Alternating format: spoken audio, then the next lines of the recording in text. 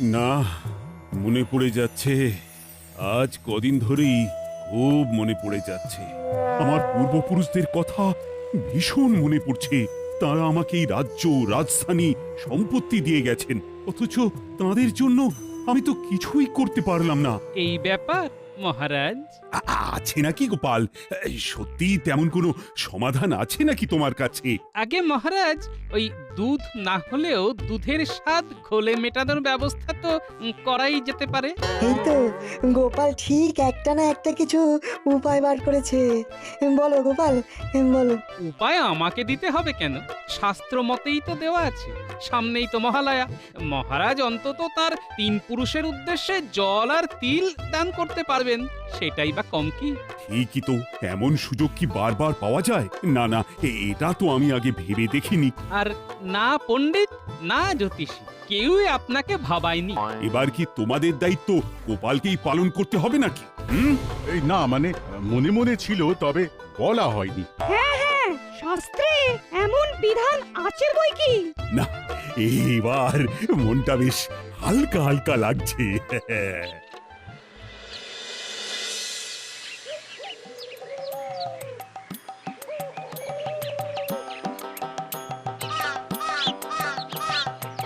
এই তো কেমন কেমন বেশ পুরপুরে লাগছে। হ্যাঁ, এতক্ষণে বাড়ি ফেরার সময় হলো বুঝি? হ্যাঁ, কেন গিন্নি, আজকে ফিরতে একটু দেরি করে ফেললাম? না না না না, দেরি কোথায় গো? সবে তো বিকেল, এখনো রাত হতে কত বাকি বলো? মহালয়ার দিন তর্পণ করে পিতৃপুরুষকে জল দান করব বলে ভাবতে ভাবতে আসছিলাম, কিন্তু এখন গিন্নির পাল্লায় পড়ে তো মনে হচ্ছে পিতৃপুরুষের উদ্দেশ্যে জল দেওয়া তো দূরের কথা, তাদের নামই ভুলে যাব। কি এত বিড় বিড় করছো বলো তো? না না, তেমন কিছু না। তবে বলছিলাম কি, ওই ওই পিতৃপক্ষ চলছে কি না? সে চলুক না চলুক, তাতে হয়েছে কি? না না, কি আর হবে, কি আর হবে। তবে এই পিতৃপুরুষরা না এখন কাছে পিঠেই আছে। এখন এইভাবে আমাকে খোঁটা দিলে তারা কি তোমাকে ছেড়ে দেবে ভেবেছো? ঠিক এসে ধরবে গিন্নি। হ্যাঁ, এ বলো কি? এই সত্যি সত্যি এরকম কিছু হবে নাকি? পিতৃপুরুষরা নেমে আসে নাকি? হ্যাঁ, ওই শাস্ত্র মতে তেমন হয় বই কি। এবারে তো আরো হই হই করে হবে, কারণ মহারাজ স্বয়ং তর্পণ করবেন এবার। বলো কি? এই তাহলে এবার একটু বুঝে শুনে চলতে হবে।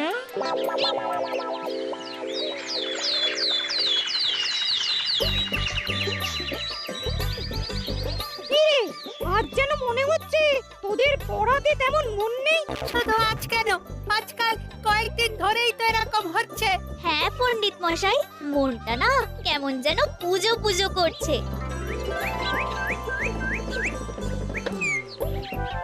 ওরা বাচ্চা ছেলে মেয়ে, ওরা পুজো নিয়ে হই হুল্লোড় করবে না তো কি তুমি আমি করব? আরে বাস, মন্ত্রী মশাই যে আমাদের হয়ে বলছে রে।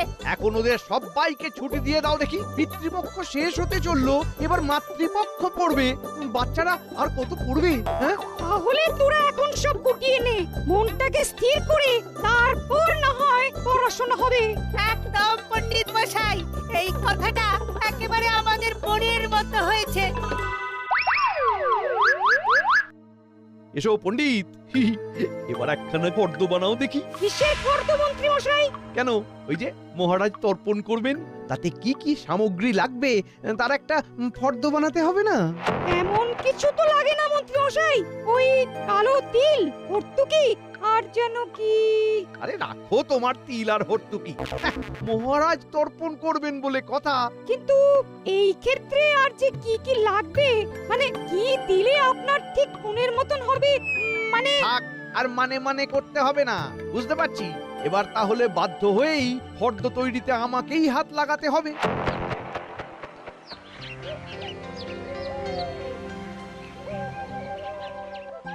নাও, ওই জলটা খেয়ে নাও তো। আচ্ছা, ব্যাপার কি গিন্নি, এখন তুমি জানো আমার বড্ড বেশি খোঁজ খবর নিচ্ছ। তোমাকে ভালো রাখতে পারলেই তো আমিও ভালো থাকবো।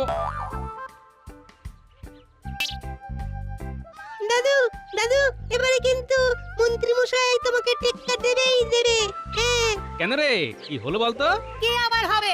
ওদিকে বোধহয় এতক্ষণে মন্ত্রী মশাই ফর্দ বানিয়েই ফেললেন। মহারাজ তর্পণ করবেন, তাই মন্ত্রী মশাই পণ্ডিত মশাইকে দিয়ে বাড়িয়ে বাড়িয়ে ফর্দ বানানো করাচ্ছিলেন। হ্যাঁ, বুঝতে পারছি মন্ত্রী মশাই মাঠে নেমে পড়েছে, তবে ওনাকে তো ফাঁকায় খেলতে দেওয়া যাবে না। তবে উনি কত দূর কি বাড়তে পারেন সেটা দেখা দরকার।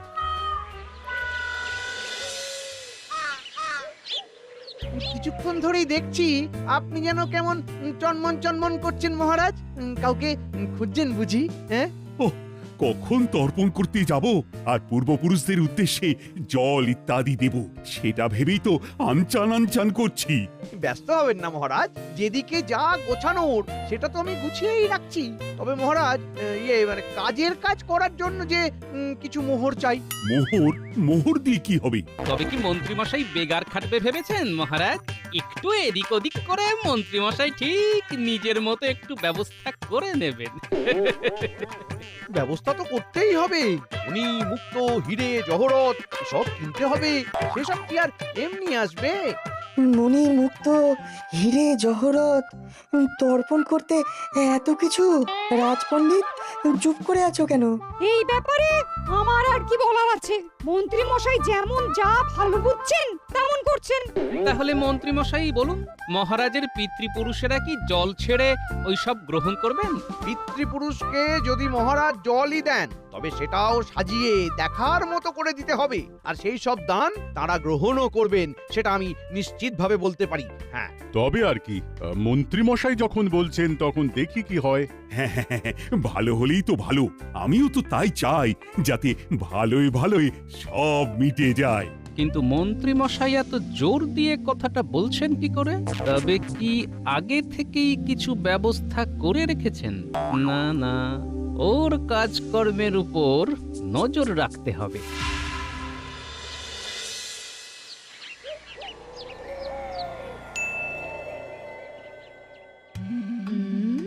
না না না, তোমার কাজ কর্ম মতি গতি আমার খুব একটা সুবিধে ঠেকছে না। কি যে করছো আর মনে মনে কি যে ভাবছো, কিছুই তো বুঝতে পারছি না। একটু ধৈর্য ধরো গিন্নি, দেখবে দেখবে হিরে জহরতে একেবারে ভরিয়ে দেব।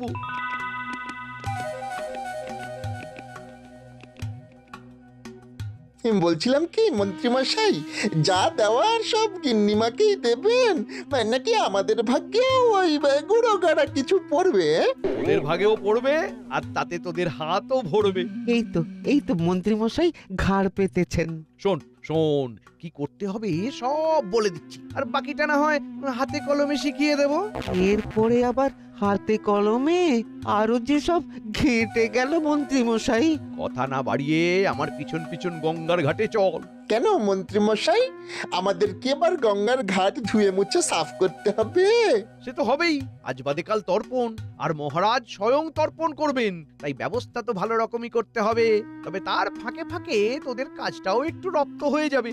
আয় আয়, পিছু পিছু আয় দেখি। না না, দাঁড়া দাঁড়া দাঁড়া, তার আগে কটা জিনিস ঝটপট ঝোলায় ভরে ফেলি।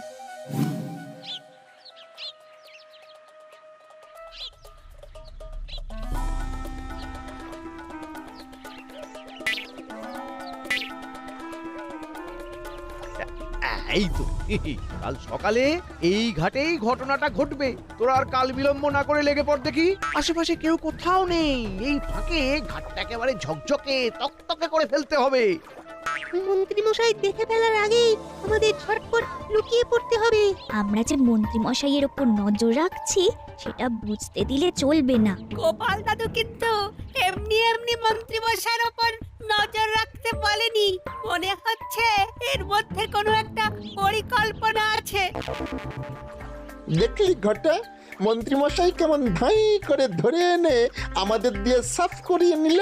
হাতে কলমে শেখাবে বলে এটাই কি মনে মনে মতলব এতে ছিল?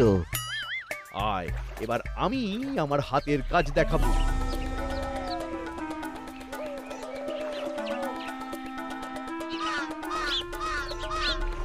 আর তোরা তালে তাল মেলাবি। আমি তৈরি, তোরাও তৈরি হয়ে যা। ঘটা ঘটা জলের তলায়, তাহলে এবারে আমি ফেলবো আর ওরা ধরবে, এভাবেই কাল সকালে খেলা জমে যাবে। চল চল, এখানে সময় নষ্ট না করে যেমন যা দেখলাম গোপাল দাদুকে ব্যাপারটা জানাই গে। ঠিক বলেছিস, তারপরে দেখি দাদু কি করে।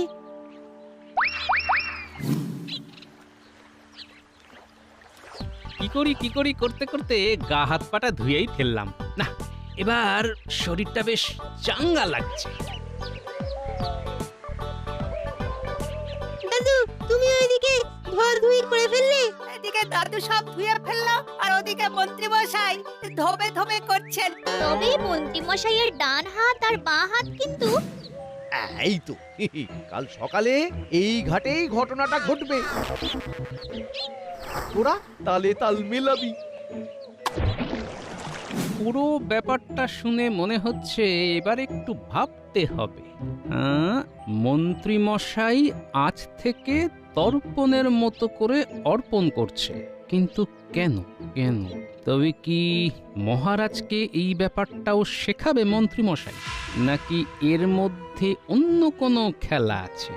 বটা ঘটাই বা হঠাৎ এই সময়ে জলে ঝাঁপ মারলো কেন? ভাবতে হবে, ভাবতে হবে, ভেবে দেখতে হবে।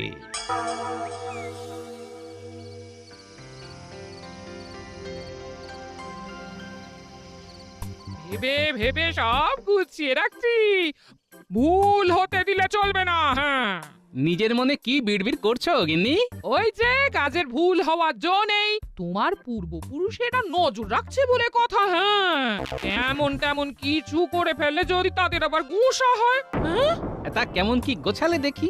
এই তো চন্দন, কালো তিল, কুশ, তুলসী পাতা, হরিতকি, চাল, দূর্বা ঘাস। হ্যাঁ, সত্যি গিন্নি, তোমার কাজ আছে বলতে হবে। তুমি না হয় তর্পণ করে পুণ্য লাভ করবে, কিন্তু আমার তো সেই সুযোগ নেই গো।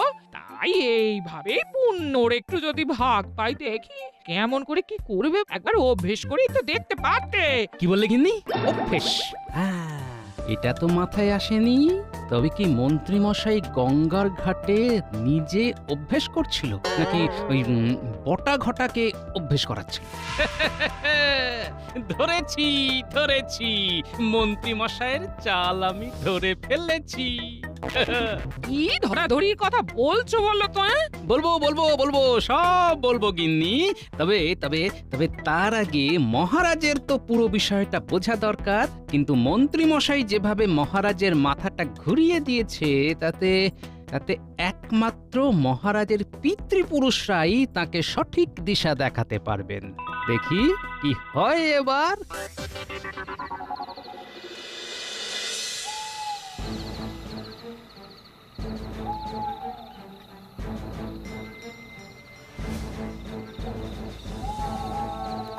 কৃষ্ণচন্দ্র, ওঠ বাবা কৃষ্ণচন্দ্র, ঘুমিয়ে ঘুমিয়েই কি বাকি জীবনটা কাটিয়ে দিবি? কে ডাকছে আমায়? ভোর হলেই যে পূর্বপুরুষকে তিল জল দিতে যাবে, সে এখনো ঘুমোচ্ছে। এটা কি ঠিক হচ্ছে বাবা কৃষ্ণচন্দ্র? কে আপনি? আমি আপনার পরিচয় জানতে চাই। অন্ধকারে তো ভালো করে দেখাও যাচ্ছে না। দেখার চেষ্টা না করাই ভালো, কারণ আমি তো মানুষ নয়, আমি আত্মা। আমি তোমার প্রপিতামহ। হ্যাঁ, বলেন কি? সত্যি আপনি এসেছেন দাদা ঠাকুর? আমার কি পরম সৌভাগ্য। কিন্তু আমার দুর্ভাগ্য। কেন কেন? আমার বংশধরের একই দুর্মতি। তুমি যে অনাচার করতে চলেছ, সেটা বন্ধ করার জন্যে আমাকে আসতেই হলো। তুমি কি জানো তর্পণ কি, কেন তর্পণ করা হয়, তার রীতি বা কি? না মানে সেইভাবে তো, মানে ওই আর কি। শোনো, মৃত ব্যক্তির আত্মার শান্তির উদ্দেশ্যে তর্পণ করা হয়। তর্পণ কথাটি এসেছে ত্রিপ থেকে, আর ত্রিপ কথার অর্থ হলো সন্তুষ্ট করা। পূর্বপুরুষের আত্মার শান্তির জন্য জল নিবেদন করা হয়, একেই তর্পণ করা বলে। আমি তো তাই করতে চাই দাদা ঠাকুর। স্বর্গের পিতৃপুরুষের উদ্দেশ্যে তর্পণের মাধ্যমে জল দান করেই পিতৃপক্ষের অবসান হয় এবং দেবী পক্ষের সূচনা হয়। কিন্তু তারও যে একটা রীতি রেওয়াজ আছে, যেমন প্রথমে দেব তর্পণ, তারপর মনুষ্য তর্পণ, তারপর ক্রমে ক্রমে পিতৃতর্পণ। হ্যাঁ, এই সব ব্যাপার তো আগে জানা ছিল না। আর এই সব করার কথা না ভেবে তুমি কিনা হিরে জহরত ছড়ানোর ব্যবস্থা করছো। এর ফল ভালো হবে না। যদি ভালো চাও তবে অনিয়ম করো না কৃষ্ণচন্দ্র, অনিয়ম করো না, অনিয়ম করো না। যা, দাদা ঠাকুর চলে গেল, কিন্তু যেতে যেতে যা বলে গেল তাতে তো নড়ে চড়ে বসতে হবে দেখছি। তবে সবার আগে তর্পণ যে করাবে সেই পণ্ডিতের সাথে কথা বলা দরকার।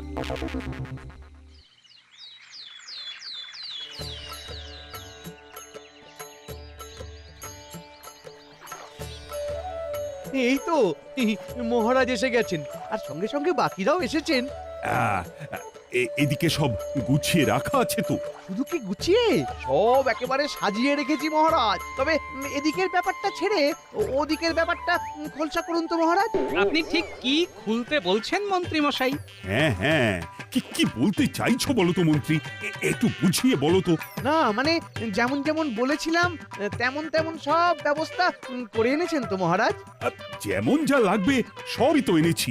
সব মানে মহারাজ নিজের মতো করে? আচ্ছা, মহারাজ কেমন ভাবে কি করেছেন সেটার মন্ত্রী মশাইকে বলার কি আছে? কিন্তু মন্ত্রী মশাই যেমন যা বলেছিলেন সে তো বলবেনই।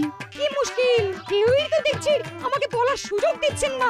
হ্যাঁ হ্যাঁ, বলবে বই কি, কিন্তু এখন কথা না বাড়িয়ে তর্পণের কাজ শুরু করো পণ্ডিত। শুনুন শুনুন শুনুন, এবার মহারাজ তর্পণ করতে চলেছেন।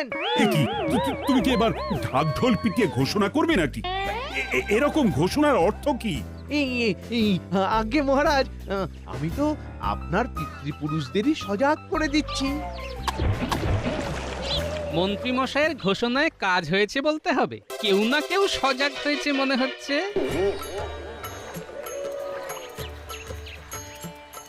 তবে শুরু করা যাক। হ্যাঁ হ্যাঁ, এই তো এভাবেই অর্পণ করুন। প্রথমে দেব তর্পণ, তারপরে মনুষ্য তর্পণ। আবার একটা হট্ট কি বললো রে? তখন থেকে তো তাই পড়ছে, হিরে জহরত কোথায়? এর জন্য আমাদের জলের তলায় ওত পেতে থাকতে বললো? থাকলে ভালো, না থাকলে আরো ভালো। চল চল, খুব হয়েছে, চল।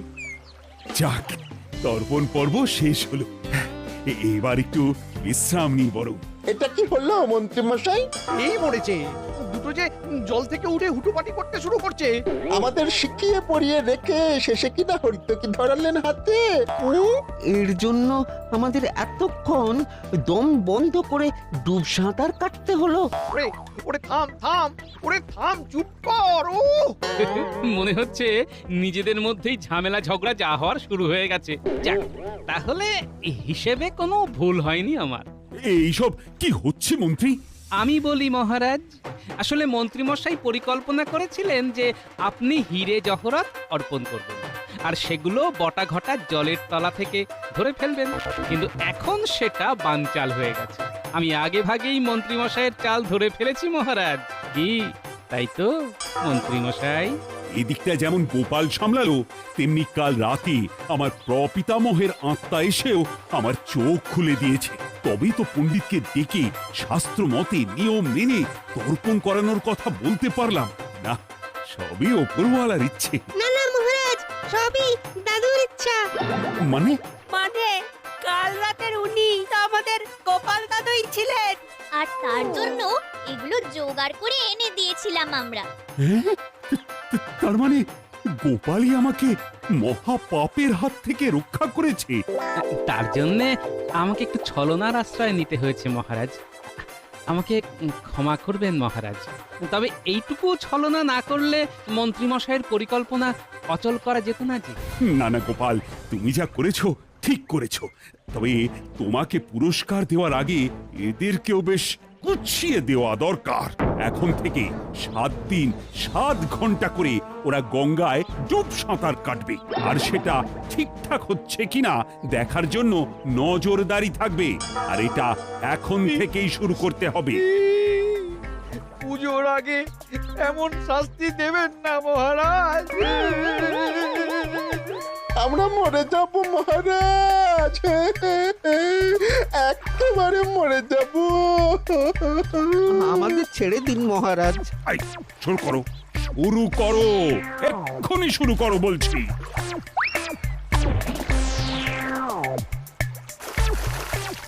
মন্ত্রীমশাইয়ের পরিকল্পনা শুধু নয়, এবারে যে মন্ত্রীমশাই নিজেই সব শুদ্ধ জলে গেলেন, যা মহালয়ার দিনে এটাই বা মন্দ কি?